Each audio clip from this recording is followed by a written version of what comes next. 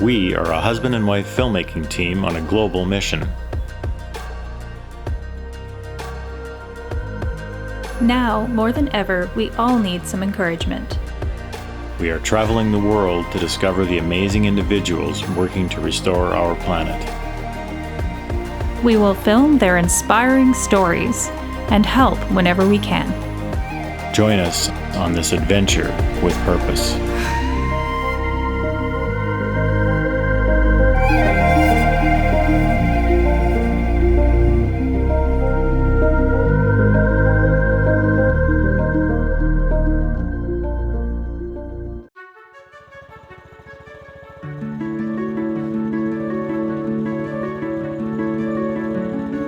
Our second season will eventually take us to South America, but in our first episode we want to introduce you to a very special man near Prince George, British Columbia.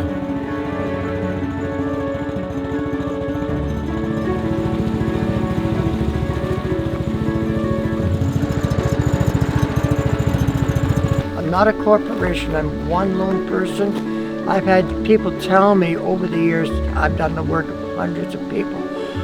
But I share my story of success with other people also. I try to encourage people to go after their dreams and goals, whatever it is. My goal and my dreams have come true.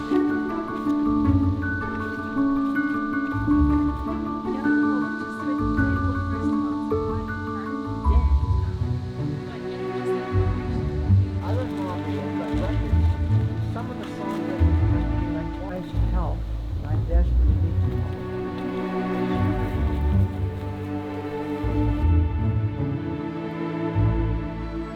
For about 100, 150 feet in, it was almost like it was logged, but the beavers did the work. First time ever, but they're native trees, almost all of them are found in eastern Canada. Hello everybody, my name is Jim Good. I am the developer and founder of Goodser Nature Park. It's located in Salmon Valley, 20 miles or 32 clicks north of Prince George, British Columbia, Canada. These are some of the places, of the hundreds of places I've been to in Canada. And as accurate as possible, the exact distance from Salmon Valley, right here, I call this Mile Zero, Goodser Mile Zero, Salmon Valley, BC, to go to all these places, and each of the four directions point in the perspective way you would go. If you were going to Vancouver, it's that way. Inuvik, that way. Toronto, that way. Prince Rupert, that way. Oh, that's amazing. This is the second generation of these signs. The first one, they rotted away. I put them in about 1995. These were replaced over 2 years ago for the 30th anniversary. My old 68 Dodge, which wasn't so old back then, it was a Dodge 200 3/4 ton truck, and I built my first camper. When I came to Prince George, I lived in that camper for over 2 years on the back of that truck in order to save up and buy my first home. Never paid rent in my life. But at 40 below, it was a challenge. It's going to be a beautiful red. Yeah. I just planted this spring, and it's the true red maple. Wow. It's sort of a reddish colored bud, which gives the red spruce its name. This is from New Brunswick, and its only known occurrence in BC is in the Golden Field area where my grandfather homesteaded. That tree was alive at the time I put it on. It's been on there for 33, 34 years. I had the vision to create a park out of some raw land ever since I was a child, but when I was 14 years old, I went to my dad one day and I built up enough courage. I says, Dad, if I ever buy some land someday, and he knew what I wanted to do. I told him at an early time about turning it into a park, traveling the country, getting trees from all over Canada. And I said to him, because I was named in my grandfather's honor, which was James Good. He was a road superintendent for the CPR Railway in the Golden area in the 1890s. And there was a mountain named in his honor because he was well known and well respected by everyone that knew him, according to my dad. He had the nickname of Goodser. And they named the mountain in his honor. I'm not sure when, There may have been another name at an earlier point in the 1800s, I'm not sure. But the name Mount Goodsir was named in his honor because everybody knew him and loved him. And I believe it's the 5th highest mountain in Canada. It's located in Yoho National Park near Golden, BC, in the heart of the Canadian Rockies. And I made that promise to my dad on that day. I said, Dad, if I ever do this someday, I'm going to honor my grandfather back by naming my park Goodsir. And I remember, how my dad reacted. He put his hand on his hip and said, sure, son. He never lived to see it happen, but my mom did. Oh, Yeah. that's amazing.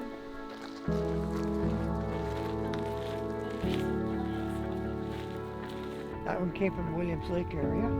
That's the blue Douglas fir. Yeah, and I put on the sign where each one came from. The one right behind you is from the, oops, you're stepping on. This is the Coast Douglas fir collected near Hope, Right. BC. Oh. So how many trees do you think you planted here in total, just roughly? Thousands over the last 30 plus years, 33, 34 years. Not everyone has survived, but I have an overall 80% success rate with transplanting anything I've ever done. I was actually born with a disability, although you'd never know it, though I've fought with that all my life. But my disability may have had me, but I never had the disability. I say it in reverse, and that in my cases were true. Based just thinking positive thinking. It led me to what you see here today. How did you save the money? So just say you worked as a janitor, right? So how did you save? How long did it take you to save the money and to buy this land and everything? Just about a lifetime. I had this vision, like I said, many years ago, and I kept at it. When I came to Prince George, I had every opportunity to get into trouble and do the wrong thing, but I was raised level-headed. My mom always said to me, Jim, honesty is the best policy, always. And my dad always used to say, son, any job you do, it's worth doing right. Never leave a job half completed. Finish what you do, then go on to the next. And I've lived with those pretty much all my life. Not 100% perfect, but as perfect as I could ever get. And they've done me very, very well throughout my life. So this one you picked up on your honeymoon. Yeah, and I planted it in this very same spot. I had this trail built. That was about it. There was nothing else. It was just back then it was just a single width of the lawnmower. Wow. Not much more than a footpath.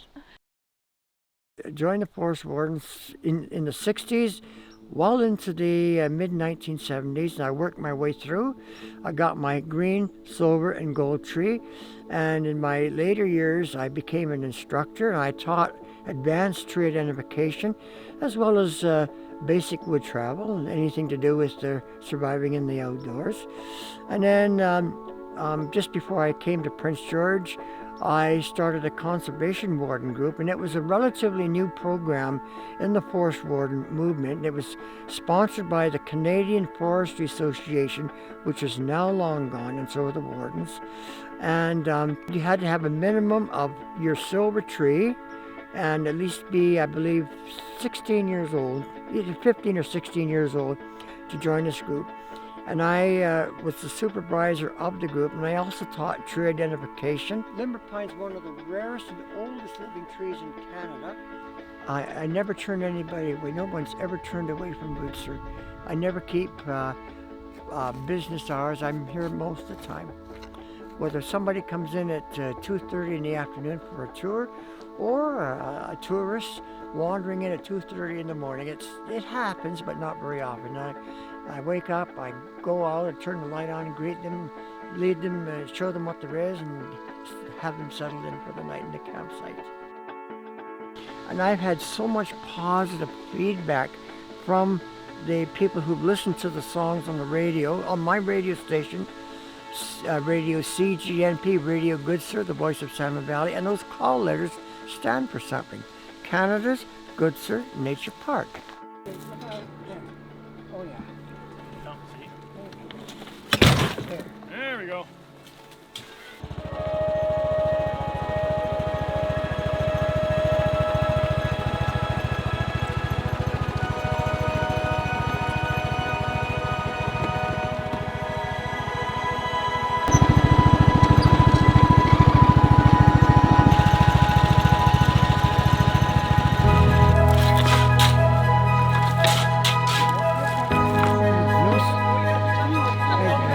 There's no break on the...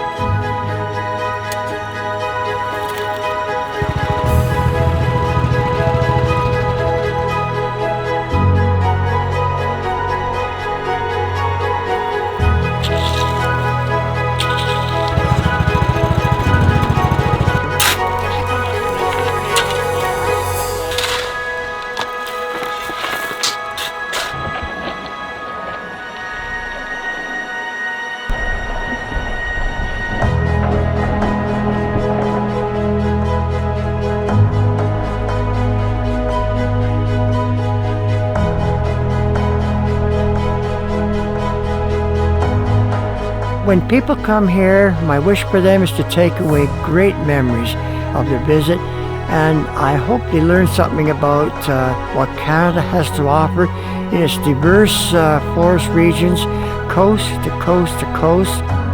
I feel nature is very, very important to each and every one of us. One special man on a janitor's salary. Over 3,000 plant species collected from every corner of Canada. A lifetime, a dream realized.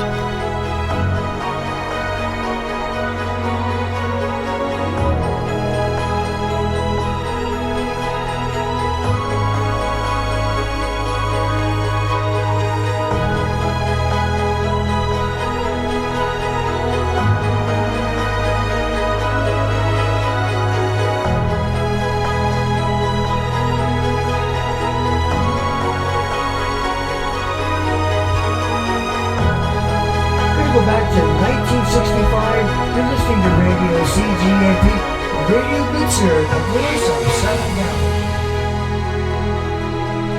The J.L. Good Record Museum, with over 41,000 singles and albums.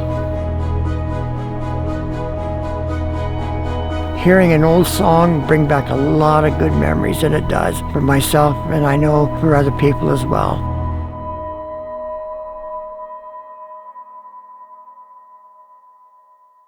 Hello, my name is Jim Good, and I am restoring our planet.